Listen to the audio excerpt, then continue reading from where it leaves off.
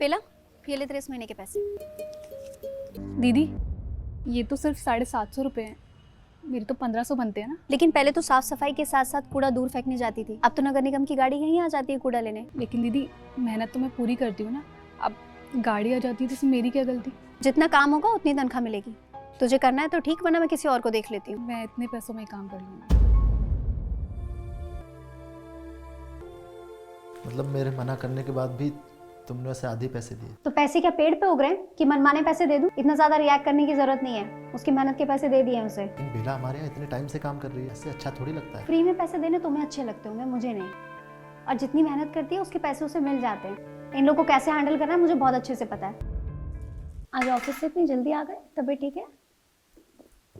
तबीयत तो ठीक है, ऑफिस में भी इतना ज़्यादा काम नहीं था और मुझे तुम्हें कुछ बताना भी था। सब ठीक तो है? आज बॉस से मेरी मीटिंग थी और उन्होंने बोला है कि इस महीने से मेरी सैलरी 50,000 की जगह 25,000 है। पर अचानक ऐसा क्यों? असल में कंपनी ने मेरा काम आधा कर दिया है। डेटा मैनेजमेंट का सारा काम संभालने के लिए कंपनी ने कुछ एआई सॉफ्टवेयर ले लिए हैं।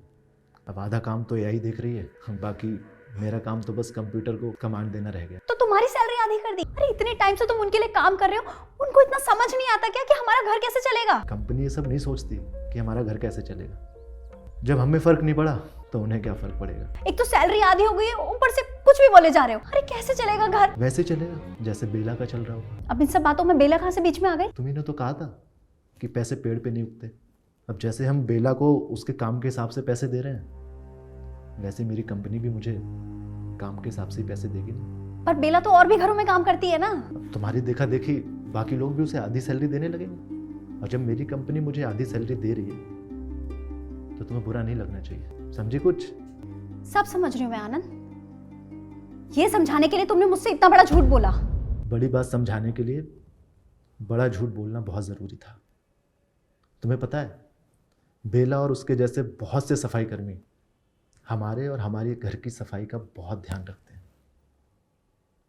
और शायद ये बात तुम्हें अलग से बताने की ज़रूरत नहीं है। लेकिन हाँ, तुम्हें इस बात का एहसास होना बहुत ज़रूरी है कि बेला का घर हम जैसे 2-4 घरों की कमाई से ही चलता है। अरे माना कि उसका काम कम हो गया है, लेकिन उसकी मेहनत और लगन में तो कोई कमी नहीं आई ना।